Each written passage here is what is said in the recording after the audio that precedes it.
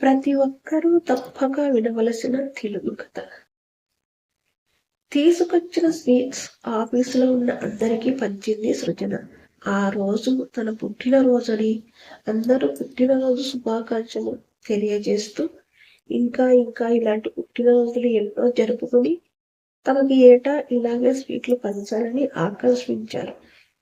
తలంటు స్నానం చేసి లోజుగా అల్లుకున్న జడ తుమ్మెద రెక్కలాంటి ఊర్లు పెనుగాలికి అల్లాలాడుతూ ముఖంపై పడుతుంటే ఆమెలో కొత్త అందం తొలగిసలాడింది. ఎరుపు రంగు వెరుపులు కుందన్సు అద్దిన లేత పసుపు రంగు చుడిదార్ ఆమెకెంతో అందాన్నిచ్చింది. తన సీట్లో కంప్యూటర్ ముందు కూర్చుని పనిచేసుకుంటున్నా మనసు దేనికో ఆరాటపడుతుంది. సృజన బాగా చదువుకొని తండ్రిలానే ఇంజనీర్ కావాలని అనుకుంది. అలాంటి హోదా గౌరవం తను అందుకోవాలని అనుకుంది. అనుకుంటామండి జరగవు కదా. రోడ్డు ప్రమాదంలో తండ్రి హఠాత్ మరణం. ఇంటికి పెద్ద కూతురు అవడంతో ఇంటర్మీడియట్ క్వాలిఫికేషన్తోనే ఉద్యోగం చేసింది. కష్టపడి పనిచేస్తూ ఆనతి కాలంలోనే మంచి క్లర్క్గా పేరు తెచ్చుకుంది. ఈ విషయంలో ప్రక్క సీట్లో ఉన్న సీనియర్ క్లర్క్ అయిన ఆనంద్ కుమార్ ఎక్కువ సహకరించేవాడు. 4 పదులు దాటిన మంచి ఎనర్జెటిక్, మంచి వర్క్ పర్సన్. ఏ డౌట్ వచ్చినా సాల్వ్ చేసేవాడు. సృజన అలా తన మానాన తను పని చేసుకుంటుంటే ఎంతోసేపు సీటుని కూర్చోలేకపోయాడు. ఫైల్ ఒకటి చేత్తో పట్టుకుని దగ్గరగా వెళ్ళి ఆమెకు మాత్రమే వినిపించేలా అందరిలోనూ మాట్లాడకూడదని ఊరుకున్నాను, కానీ ఈ డ్రెస్ నీకు చాలా బాగుంది, ఎక్కడ కొన్నావేంటి అని congrats very happy returns of the day మళ్ళీ శుభాకాంక్షలు చెబుతున్నా సెకండ్ హ్యాండ్ ఇచ్చాడు ఎవ్వరికీ కనిపించకుండా. ఆ పలకరింపు కోసమే ఎదురు చూస్తున్న సృజన ముఖం వెలిగిపోయింది. నేనెప్పుడు కొనుక్కున్నాను బజారుకు వెళ్ళి, అన్నీ మా అమ్మగారేగా కొనేది. ఆ సంగతి ఏందో కాస్త ముందుగా చెబితే బాగుండేదిగా, ఏదైనా గిఫ్ట్ తెచ్చేవాడిని. అయినా మొన్న ఫ్రెండ్స్ లో దీపావళికి ఆంధ్ర వెళ్ళినప్పుడు నీకోసం ఇయర్ రింగ్స్ తేవాలనుకున్నాను, కానీ టైం కుదరలేదు. అనుకోవడం వేరు, ఎదుటి వాళ్ళ కోసం డబ్బు ఖర్చు పెట్టడం వేరు. అలాంటి మాటలతోనే అమ్మాయిల్ని పడేస్తుంటాడు అతను. తన కోసం ఏమీ తెలియదని తెలిసిన అమ్మో, మా అమ్మకు నేనేం సమాధానం చెప్పుకోవాలి? ఎక్కడివి అంటే ఏం చెప్పాలి? కళ్ళు పెద్దగా చేసి భయపడుతున్నట్లు చెప్పింది. అదే ఆ చిలిపితనమే, ఆ అల్లరి చూపులే ఆనంద్ మదిలో కలవరం రేపేది. ఎంత మరిచిపోదాం అనుకున్న మరపురాని చిత్రం అది. నువ్వు ఉద్యోగం చేస్తున్నావు, నీ సంపాదన నీకోసం ఖర్చు పెట్టుకునే ధైర్యం నీదే. నాకంత ధైర్యం ఎక్కడుంది? జీతం మొత్తం తీసుకెళ్లి అమ్మకి ఇచ్చేయాలి, దాంతోనే ఇల్లు నడుకుతుంది మా అమ్మగారు. అలా అని వీటి ఏమీ లేదా అంటే అది లేదు. తనకి పెన్షన్ వస్తుంది, ఊళ్ళో పొలాల మీద శిస్తు కూడా వస్తుంది. అయినా ఆవిడ అంతే దిగులుగా చెప్పింది సృజన. అప్పటికే అక్కడ ఉన్న వాళ్ళిద్దరూ తమని గమనించడంతో చేతిలో ఉన్న ఫైలు గురించి వివరించి చెబుతున్నట్లు చేశాడు ఆనంద్. ఆ నోట ఆఫీస్ అంతటా ఇదే హాట్ టాపిక్. ఆ పిల్ల కంటే తెలియదు. అయినా ఆనంద్కి ఏం మాయరోగం? పెళ్ళం ఉన్నవాడు ఇదేం పని?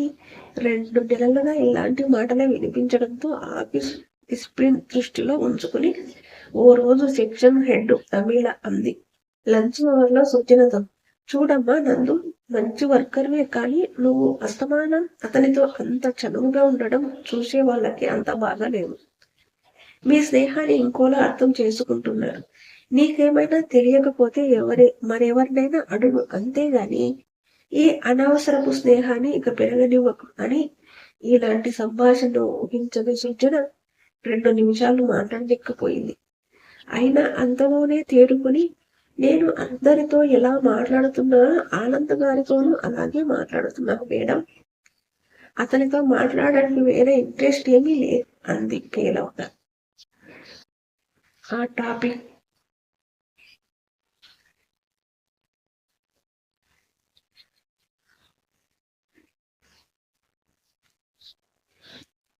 ఆ టాపిక్ మాట్లాడడం అంత ఇష్టం లేనట్లుగా సైలెంట్ అయిపోయింది. అయినా తప్పదు, విషయాన్ని ట్రాక్ లోనికి తీసుకువచ్చి అర్ధాంతరంగా వదిలేయకూడదు. అతనికి పెళ్ళయింది, ఆ విషయం తెలుసా నీకు? అనునయంగా అడిగింది. తెలుసు మేడం. పిల్లలు లేరటగా? పర్లేదు, బాగానే తెలుసుకున్నావు. నీకన్నా వయసులో పెద్దదాన్ని కాబట్టి చెబుతున్నాను. అంతే తప్ప మరో ఉద్దేశం కాదు. పెళ్లి కావలసిన పిల్లవి, అందరిలోనూ పలచన కాకూడదని అంతే. అలాగే మేడం, మీ మాటలు గుర్తుంచుకుంటారు. సంభాషణ పొడిగించడానికి ఇష్టం లేని దానిలా పక్కనే ఉన్న భారతి ప్రేక్షకురాలిగా ఉండిపోయింది. ఓసారి ఆమె హెచ్చరించిన సృజన పెడచెవిన పెట్టింది. ఈ మధ్య పెద్ద కూతురు సృజన వ్యవహారం లింగుడు పడకుండా పోయింది రాఘవమ్మకి. అస్తమానం సెల్ ఫోన్ లోనే మాటలే. ఎవరితో మాట్లాడుతుందో, ఎందుకు మాట్లాడుతుందో తెలియదు. ఎవరే అంటే ఫ్రెండ్ అంటుంది. గట్టిగా ఏమైనా అంటే అన్నీ నీకే కావాలా అంటూ విసుకుంటుంది. ఆ మాటలు మరో ఆడపిల్లతో మాట్లాడుతున్నట్లు లేవు. ఆమె భర్త సంజీవరెడ్డి ఉండగానే ఓ సంబంధం వెతుక్కుంటూ వచ్చింది. చక్కటి సంబంధం అంటూ మురిసిపోయారు. దాదాపు మాటలు కూడా అయిపోయాయి. ముహూర్తాలు పెట్టుకుందాం అనుకుండగా సంజీవరెడ్డి రోడ్డు ప్రమాదంలో చనిపోయాడు. ఆ సంబంధం వాళ్ళు మళ్ళీ ఈ వైపు చూడలేదు. కనీసం మనసిపోయినప్పుడు పలకరింపులకి రాలేదు.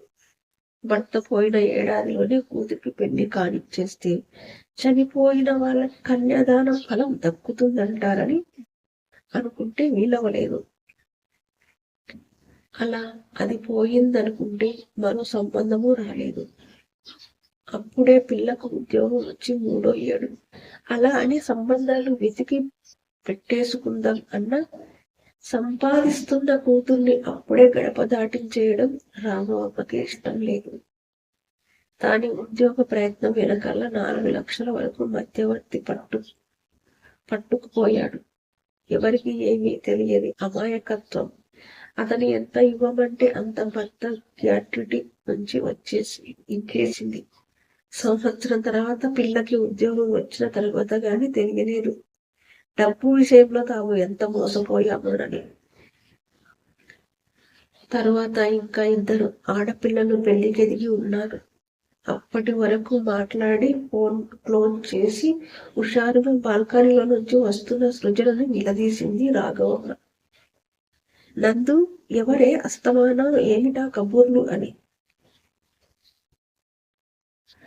ఆడబోయిన తీర్థం ఎదురైనట్లు అమ్మ అడిగింది. తనే ఎలా మొదలు పెట్టి చెప్పాలో తెలియక అవస్థపడుతుంది. ప్రమీల మేడంని కాదన్నా తల్లితో నిజం చెప్పాలి కదా. ఆనంద్ కుమార్ అని నా పక్క సీటే. అందరూ నందు అంటారు. నాకన్నా కాస్త సీనియర్ అసిస్టెంట్. నాకు చాలా సహాయంగా ఉంటాడు. మంచివాడు. ఇంకా చెప్పాలని అనుకుంది. తల్లి కోపాన్ని చూసి ఆగింది.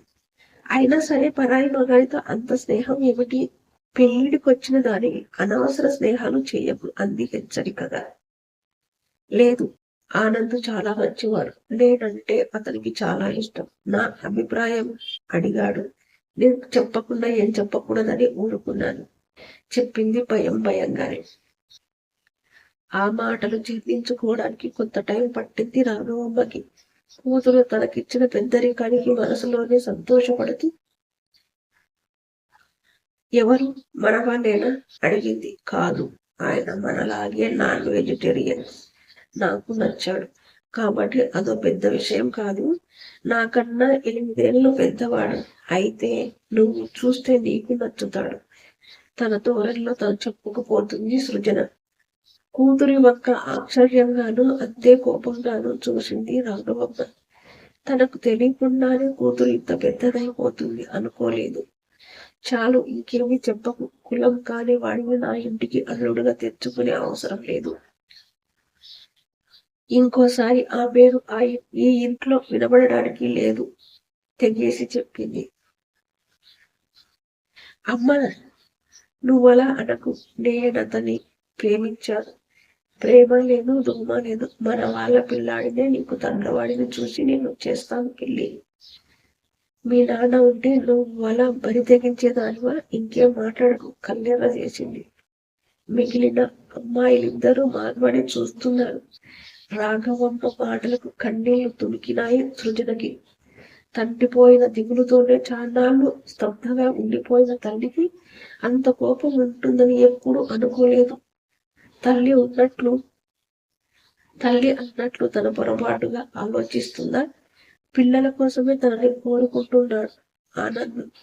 అయినా ఇంత జరిగి అందరి నోళ్ళలోనూ నాని ఇప్పుడు తల్లి మాటలను తల వంచి వెనక్కి తగ్గితే పలువురికి తనేం సమాధానం చెప్పుకోగలదు? పార్కులకు ఆదివారం టన్ను డ్యూటీల వంకతో మ్యాట్నీలకు తిరిగినప్పుడు ఇలాంటివేం గుర్తుకు రాలేదా అని బయటి ప్రపంచం అడిగితే తనేం సమాధానం చెప్పుకోగలదు? ఓ మ్యాట్నీలోనే అటెండర్ జంబులింగం దృష్టిలో పడబట్టి విషయం బట్టబయలయ్యింది. దాంతో ఆనంద్ తొందరపడుతున్నాడు. ఓ మంచి రోజు చూసి అన్నవరంలో పెళ్లి చేసుకుందాం అంటున్నాడు. ఆ గొడవ జరిగిన తర్వాత వారం రోజులుగా తల్లి తనతో సరిగా మాట్లాడింది లేదు. ముభావంగా అంటి ముట్టినట్లు ఉంటుంది. ఆ విషయంలో సృజన కూడా తగ్గలేదు. ఆనంద్ చెప్పినట్లు అన్నవరం వెళ్ళి పెళ్లి చేసుకుని వచ్చేస్తే ఏం చేస్తుంది అనుకున్నా. తను వెంటనే ఆనంద్ ఇంటికి వెళ్ళిపోవడానికి వీలుగా లేదు. అతని తల్లిని అతను ఒప్పించినట్లే, అతని భార్యని బ్రతిమాలినట్లే తను తన తల్లిని ఒప్పించగలిగాలి అనుకుంది. రాఘవమ్మ ఊరిలో ఉన్న అన్నవరహాలరావుకి కూతురి గురించి సంబంధాలు చూడమంది. సంబంధాలైతే ఉన్నాయి గాని నీ కూతురు కాకినాడలో ఉద్యోగం చేస్తుందాయి. భోపాలంలో ఉద్యోగం చేసేవాడు ఒకడు, అనంతపురంలో ఉద్యోగం చేసేవాడు మరొకడు ఉన్నారు. ఇద్దరు సాఫ్ట్వేర్ ఇంజనీర్లే. ఈ సాఫ్ట్వేర్ కంపెనీలు ఏవీ కాకినాడలో లేవు కాబట్టి దాని ఉద్యోగం వదిలేస్తే తప్ప ఇవి కుదిరేవి కావు అంటూ తేల్చి చెప్పాడు. స్నేహితురాలు సూర్యకుమారి కూడా అలాంటి వాడనే చెప్పింది. 5-6 లక్షలకి ఎవరొస్తారు? 10,000 జీతగాడైనా అందలం ఎక్కి కూర్చుంటున్నాడు అని ఇప్పటి వరకు అడుగు ముందుకు వేయని రాఘవమ్మకి పరిస్థితి అగమ్య గోచరంగా తయారైంది. భర్త లేక సంపాదన తక్కువైన తను 3 ఆడపిల్లలని గట్టెక్కించగలనా అనుకుంది. తల్లి ఊపు చూస్తే సృజనకి భయం వేసింది. ఓ సాయంత్రం ఇంటికి వెళుతూ ఆనందుని తీసుకువెళ్ళింది. ఆనంద్ చూడడానికి బాగానే ఉన్న కూతురి కోరిక ప్రకారం ఇష్టపడితే అయినా వాళ్ళలో తనకి తలవంపులు కాదు, బంధువుల మధ్య తను తలెత్తుకోగలదా? తాహతు లేకే కూతుర్ని దొరికిన వాడికి ముడిపెట్టి చేసిందనుకోవచ్చు. ఎప్పటిలానే తన ప్రయత్నం తను చేసుకుపోతుంది. రోజు రోజుకు సృజనలో దిగులు ఎక్కువైపోతుంది. దుఃఖం ఆపుకోలేకపోతుంది. అలిగి అన్నం మానేస్తుంది. అయినా రాఘవమ్మ మనసు కరగలేదు. ఇక లాభం లేదనుకుంది. చివరిగా తన అస్త్రాన్ని ప్రయోగించింది. అమ్మ, నువ్వు ఇంటికి ఎవరిని పిలవకు. నేను ఆనందుని తప్ప ఎవరిని చేసుకోను. ఇతను నిన్నేమైనా కట్నాలు కానుకలు అడుగుతున్నాడా? వాళ్ళ అమ్మగారి ఇంట్లో వాళ్ళు ఒప్పుకున్నారు. నీకేమిటి అభ్యంతరం? నువ్వు కాదంటే నేను మందు తాగేస్తాను, ఆత్మహత్య చేసుకుంటాను పంతంగా పలికింది. కంటికి మంటికి ఏకధారగా ఏడుస్తుంది. ఓ పక్క భర్త లేనందుకు బాధపడుతుంటే కూతురు అన్నంత పని చేసిందంటే 10 మందిలోనూ తలెత్తుకుని తిరగగలదా? ఇక రాఘవమ్మ మనసు మార్చుకోలేక తప్పింది కాదు.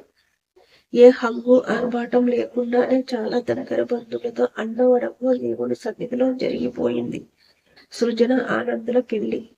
ఆనంద్ తరపున తల్లి మరికొంతమంది వచ్చారు.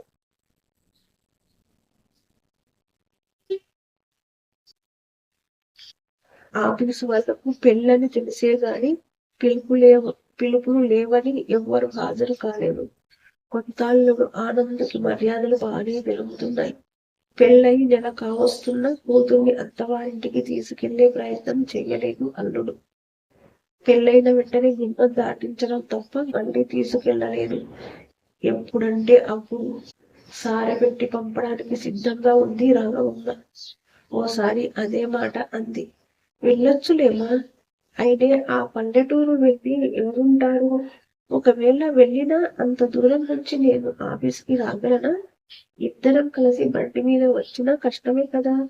నాకు ఇక్కడ నుంచి దగ్గరగా ఉంటుంది అంది తేలికగా.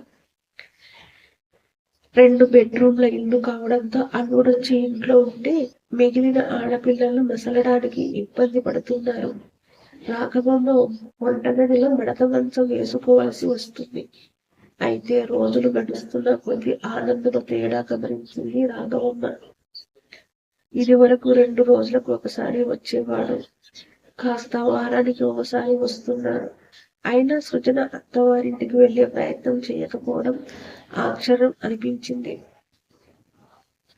పెళ్ళైన కూతురు బయటికి వెళ్తే మిగిలిన వాళ్ళకి సంబంధాలు చూసే వీలవుతుంది అనుకుంటుండగా రాఘవమ్మకి పిడుగులాంటి వార్త తెలిసింది. తెలిసిన వాళ్ళ ద్వారా ఆనందకి ముందే పెళ్ళయిందని, అందుకే కూతుర్ని ఇంటికి తీసుకువెళ్ళడం లేదని. అదే విషయం సృజనని అడిగితే, అవునమ్మా, ఆమెకు పిల్లలు లేరని నన్ను ఇష్టపడ్డాడు. నాకు హెల్పింగ్గా ఉండడంతో నేను ఇష్టపడ్డాను. నీకు చెబితే ఒప్పుకోవని చెప్పలేదు. తప్పు చేసిన దానిలా తల వంచుకుంది. ఆ మాటకు నిర్ఘాంతపోయింది రాఘవమ్మ. అసలే ఇష్టం లేదు, అందులోనూ మోసం. కూతురు తనకి తెలియకుండా దాచడానికి కారణం ఏమిటి అని అనుకుంటుండగానే వచ్చాడు ఆనంద్. అతన్ని చూడగానే రాఘవమ్మ కళ్ళు చింతలిప్పుల్లా అగ్ని కురిపిస్తున్నాయి. అల్లుడిని గుమ్మంలోనే నిలువరించింది. చూడు బాబు, పెళ్లికి ముందు నా కూతుర్ని బాగా చూస్తాను అంటే ఏమో అనుకున్నాను. పెళ్ళై కూడా నా కూతుర్ని ఒళ్ళో వేసుకున్నావా? నీకు పిల్లలు లేకపోతే నా కూతురే దొరికిందా? దాని అమాయకురాల్ని చేసి మా జీవితాలతో ఆడుకుంటావా? ఇంకా నాకు పెళ్లి కావలసిన ఆడపిల్లలు 2 ఉన్నారు. వాళ్ళకి సక్రమంగా పెళ్లిళ్ళు కావాలంటే నీలాంటి మోసగాడు నా ఇంటికి రాకూడదు. తక్షణం వెళ్ళిపో ఆయాసపడుతూ ఆవేశపడింది. అత్తగారి ఉగ్రరూపాన్ని చూసి ఆనంద్ మొదట భయపడిన, జరిగినది దాచిపెట్టడం తప్పే కాబట్టి తల వంచాడు. అది కాదు అత్తయ్య గారు అంటూ ఏదో చెప్పబోయాడు. అమ్మా, ఆయన్ని ఏమి అనకు అన్నట్లు తల్లిని వారించబోయింది సృజన. వీధి గుమ్మంలోనే ఇలా జరగడంతో చుట్టుపక్కల వాళ్ళు వినోదం చూడటం అది ఆనంద్కి అవమానంగా తోచింది. నీ పెళ్ళాన్ని తీసుకెళతావో ఒక్కడివే వెళతావో నీ ఇష్టం. ఇంకోసారి నా గడప తొక్కకు. ఇంకేం మాట్లాడకు, వెళ్ళు. ముఖం మీద తలుపేసింది. వారం రోజుల తర్వాత ఆనంద్ సాయంతో ఓ అపార్ట్మెంట్ అద్దెకు తీసుకుని తల్లితో తెగతెంపులు చేసుకుని వెళ్ళిపోయింది సృజన. ఈ వంకనైనా తనకి సొంత ప్రపంచం ఏర్పడిందని సంతోషపడుతూ కొద్ది రోజులు బాగానే గడిచినా ఆనంద్ రాని రోజులు ఒంటరిగా ఉండాల్సి వచ్చేది. 1-2 రోజులంటే పర్వాలేదు. లంచ్ ఇక్కడ, రాత్రులు అక్కడ. 2 నెలలు గడిచేసరికి పరిస్థితి అర్థం చేసుకున్నారు. అపార్ట్మెంట్ వాసులు ఎప్పుడైనా ఒంటరిగా బయట కనిపిస్తే చాలు, మీ ఆయన రాలేదా ఈరోజు అనే స్థితికి వచ్చారు. ఇదే విషయాన్ని మరింత బాగా గమనించాడు క్రింద ఫ్లోర్లో ఉన్న అప్పలనాయుడు. అతనికి అమ్మాయిల పిచ్చి. అతనికి పిల్లలు లేరన్న షాకుతో అపార్ట్మెంట్లో ఉన్న ప్రతి ఆడపిల్లతోనూ చనువు తీసుకొని మాట్లాడే ప్రయత్నం చేస్తుంటాడు. అలాగే దొరికింది ఇప్పుడు సృజన. కారిడార్లో కనిపించడం పాపం తగులుకునేవాడు. అతనికి సమాధానం చెప్పి తప్పుకోవడం తల ప్రాణంతో కోర్చేది. ఆనంద్ ఎంతసేపు తన ఇంటికి వెళ్ళడానికే మొగ్గు చూపేవాడు. వెళ్ళకపోతే అక్కడ పద్మావతి గొడవ చేస్తుందని రాను రాను ఆనంద్ని కట్టడి చేయడం వల్ల తన వల్ల కాదని తెలుసుకుంది. ఒకతే అపార్ట్మెంట్లో ఉండాలంటేనే భయపడుతుంది. అటు తల్లిని కాదనుకున్నందుకు ఇక్కడ ఒంటరైపోయింది. ఇంతలో ప్రమోషన్ ఇచ్చి ఆనంద్ని రంపచోడవరం ట్రాన్స్ఫర్ చేశారు. సృజనకి కూడా ప్రక్క మండలానికి ట్రాన్స్ఫర్ అయ్యింది. అంతటితో ఆ ఆఫీస్ అనవసరం ప్రేమకథకు తెరపడింది. ఉద్యోగం కోసం ఆనంద్ వెళ్ళిపోగా తను ఇక్కడ ఉండలేక అభిమానం పక్కన పెట్టి మళ్ళీ తల్లి దగ్గరే వెళ్ళిపోయింది సృజన. 3 సంవత్సరాల తర్వాత వేరే జిల్లాకి ట్రాన్స్ఫర్ అయి వెళ్ళిపోయిన ప్రమీల మేడం ఎదురుపడింది. చాలా స్తబ్దుగా ఉన్న సృజనను చూసి, ఏమా ఎలా ఉన్నావు?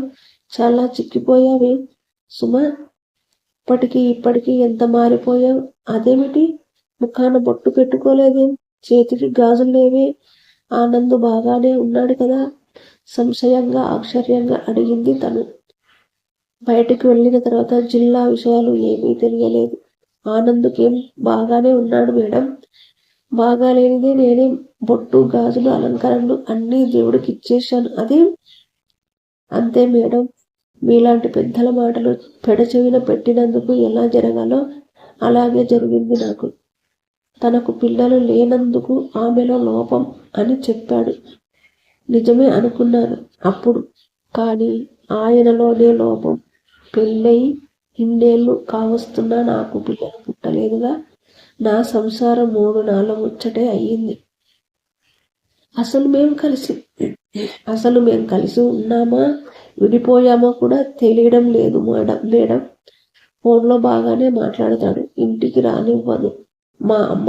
నేను అక్కడికి వెళ్ళలేను. అప్పుడప్పుడు కనిపిస్తుంది నన్ను ఆనంద్ ఆ అవసరం కోసమే నన్ను చేసుకున్నాడని. అందుకే అందరూ ఉన్న నా ఒంటరి జీవితానికి దేవుని నీడలో స్వస్థత పొందాలనుకున్నాను. బాహ్య ఆడంబరాలు అన్నీ వదిలేశాను. ఇహలోకంలో సుఖాన్ని వదిలేస్తే పరలోకంలో సుఖపడతారట. నాకు ఎవరి మాట వినగలిగే విచక్షణ ఆ రోజున లేకుండా పోయింది. ప్రేమ గుడ్డిది అనడం పూర్తిగా నిజమే. అంతా అయిపోయిన తర్వాత కళ్ళు తెరుచుకున్నాను. అప్పుడే ఎంతో జీవితాన్ని చదివేసిన దానిలా చెప్పింది సృజన. అయిన వాళ్ళు అందరూ ఉన్న ఈ జనరారణ్యంలో సృజన మనసు మాత్రం ఒంటరిది. తన అలా మారే ఆడపిల్ల తెలివి తక్కువ నిర్ణయాలు తీసుకోకూడదని తన అనుభవాన్ని బహిర్గతం చేసింది. ఒంటి మీద బట్టలు తప్ప మరే అలంకరణ ఆడంబరము లేకుండా నిర్వికారంగా స్థిత ప్రజ్ఞత అలవరుచుకుంది సృజన. ఆమెలో కాలం తెచ్చిన మార్పుకి ఆ వంకాయ చూడడం ప్రమీల గారి వంతయింది. కథ సమాప్తం. ఈ కథ కనుక మీకు నచ్చినట్లయితే లైక్ చేసి, షేర్ చేసి, సబ్స్క్రైబ్ చేయడం మాత్రం మర్చిపోకండి.